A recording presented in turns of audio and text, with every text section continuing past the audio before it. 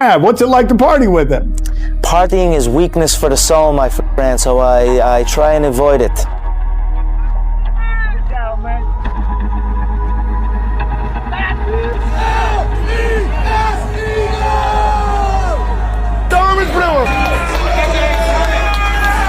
Beautiful, these beautiful girls are. Yup, the St. Patrick fella, giddy up. She offers me protection. Yeah.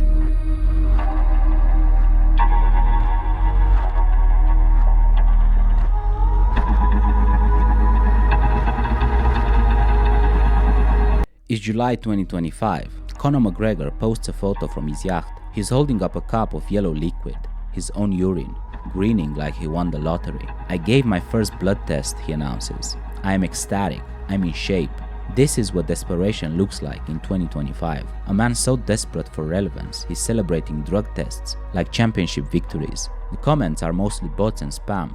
The world moved on, but McGregor hasn't gotten the memo. Still performing the greatest hits of a career that died years ago. Still promising comebacks nobody believes. Still talking about fighting at the White House. It's just delusion after delusion.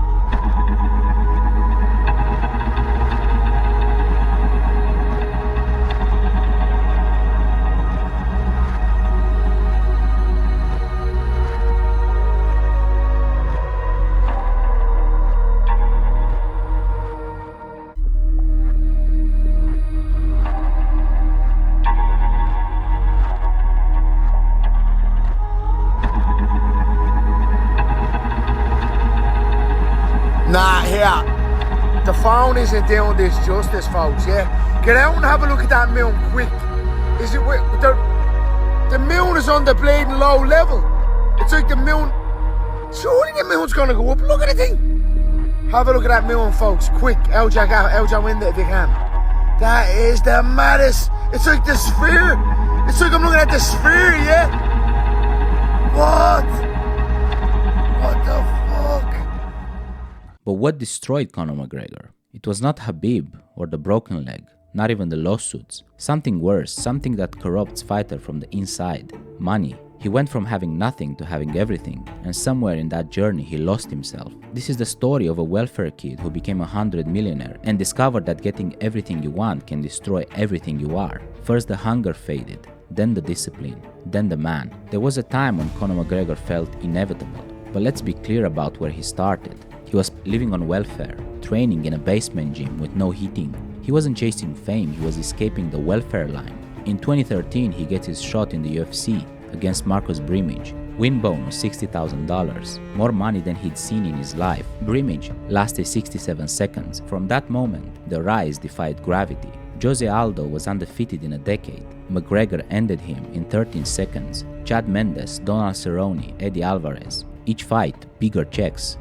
It wasn't just the knockouts, it was the desperation, the belief that came from having nothing to lose. In 2016, he becomes the first simultaneous two-weight UFC champion. He wasn't performing greatness, he was living it, because he still remembered what it felt like to be broke. But money has a way of making you forget. The change started small. In 2016, McGregor made $3 million fighting Nate Diaz. He lost by submission. To his credit, he handled it with class. I took the chance going at 170, but Nate came in. He was, I felt I took him the first round, but I was inefficient with my energy. But I'm humble in victory or defeat. I respect Nate, he came in. He took the fight on short notice, came in at 170 and done the job. He was efficient. I wasn't efficient, that was it, I feel. But here's what nobody wanted to admit, he got exposed. For the first time, McGregor looked tired. Second round, he was breathing heavy. When Nate hurt him, he shot for a takedown, desperation wrestling from a striker, and then he tapped.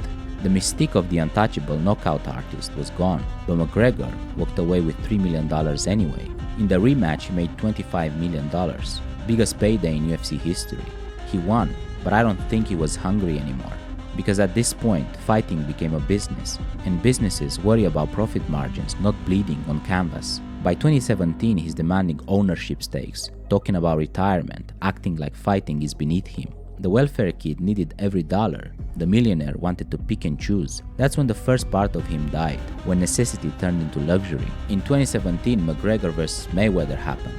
130 million to play boxing villain. More money than most people make in a lifetime for one night's work. He called it easy money, and he was right, but easy money is poison to fighters. McGregor didn't just get rich that night, he got so rich that fighting became irrelevant. Think about it, he made more in one boxing exhibition than in his entire UFC career combined. Why take punches for 5 million when he already made 100 million pretending? The hunger died that night in Vegas, suffocated by a mountain of cash. From there, everything changed. Proper 12 whiskey, designer suits, yacht parties. The man who once said precision beats power started chasing headlines instead of legacy. The fighter faded, but the rich man remained. By 2018, McGregor wasn't just wealthy, he was fuck you rich, and it showed in everything he did. At UFC 229, he doesn't prepare for Khabib. He prepares for the cameras. Insults turn nuclear. Religion, family, nationality. He throws a dolly through a bus window, gets arrested, laughs about it. This isn't strategy anymore, it's a rich man's tantrum. In the cage, Khabib mauls him for 4 rounds, then jumps into the crowd and starts a riot. Old McGregor would have been humiliated. The new McGregor made $50 million anyway. I won on the business side, he says. You see what happened? He stopped measuring success by wins and losses, started measuring it by bank statements. That's when you know the money has completely rewired someone's brain. But here's what really stung. The betrayal wasn't just about McGregor. The MMA world didn't turn on him because he lost. They turned because he stopped caring. They watched the fighter become a marketing executive. Every Rolex post was another reminder that he wasn't doing this for the sport anymore. Irish fans who scraped together money for pay-per-views felt like idiots. MMA fans who defended him, who said he was transcending the sport, realized they'd been played. He wasn't representing anything, he was selling everything. And once that trust breaks, once people realize you see them as customers instead of supporters, you can't buy that back, no matter how many yachts you own. Here's the thing about getting everything you want. It doesn't fix you, it just amplifies who you really are. And McGregor, he was empty inside. In 2019, he punches an old man in a bar. Why? The man wouldn't drink his whiskey. From 2020 to 2025, multiple lawsuits, sexual assault claims, legal battles costing millions. Each scandal, the same pattern: act out, throw money at the problem, and move on. The welfare kid would have been destroyed by shame. The 100 millionaire just hired better lawyers. In 2020, he returns against Donald Cerrone. 42nd win, except Cerrone was washed. The victory was hollow, but McGregor didn't care. He made millions for 40 seconds of work. Then came Dustin Poirier, twice. First fight, knocked out cold, reality check. Second fight, leg snapped in half, sits on the canvas screaming at Poirier's wife while medics wrapped his broken bones. No grace, no dignity, just a rich man having a meltdown. The mystique was gone, but the bank account wasn't. And for McGregor, that was enough. By 2023, he wasn't training, he wasn't evolving, he wasn't even pretending to be a fighter. He was a content creator with a fight resume. The ultimate fighter stunt, pure theater, bloated, disinterested, going through the motions, because the money kept coming anyway. Endorsements, whiskey sales, social media deals. He was making millions without bleeding. He hasn't thrown a real punch in years, unless you count his Twitter rants. In 2024, he pivots to politics, White House appearances, anti-immigration speeches, presidential campaign in Ireland. Experts called it exceedingly unlikely, said he was universally disliked, but McGregor didn't care about winning, he cared about attention. In 2024, attention is currency, and McGregor printed his face on every bill, every tweet, every appearance, every controversy, more money. He wasn't chasing political power, he was chasing relevance. Because for someone who has everything, irrelevance is the only thing left to fear. In November 2024, Dublin jury finds him liable for sexual assault, $250,000 in damages. For McGregor, that's pocket change. He probably spent more on champagne in a month. But something else happened. Within weeks, Proper 12 drops him, video game partnerships vanish, grocery chains pull his products, bars ban his stout, sponsorships die. Money couldn't save him this time. In July 2025, he loses his appeal, another $1.5 million in legal fees. His pub, the Black 14, catches fire. His empire is burning down in real time. But here's the twisted part. He kept boasting, he kept teasing comebacks, he kept chasing cameras. Because when you've been rich for so long, you forget how to be anything else. Which brings us full circle to July 2025. McGregor on his yacht holding a glass of urine. "I'm back in the testing pool," he declares. See you on July 4th, 2026. The White House UFC card, Trump, fireworks, one last payday. But here's the truth, he's done this before. Promised 2023, then 2024, then UFC 303. None of it happened. He pulled out of the Chandler fight with a broken toe. Every promise is just more content, more attention, more ways to stay relevant without actually fighting. He stopped being a fighter years ago, but he never stopped getting paid like one. McGregor wasn't destroyed by defeat, he was consumed by wealth. The welfare kid who had nothing became the millionaire who lost everything that mattered. He wanted money, he got it. He wanted fame, he got it. He wanted power, he got it. And in getting everything he dreamed of, he became nothing he recognized. That's the real curse of money. It doesn't change your life, it changes your soul. And once that's gone, all the yacht photos in the world can't bring it back. A man who once fought for food now posts pee from a yacht, not because he's proud, but because there's nothing else to post. What's left is a warning disguised as a success story about what happens when you get everything you want and discover it was never what you needed. Conor McGregor didn't lose only to Khabib or Poirier or Nate. He lost to money, power and fame, and that's a knockout you don't come back from.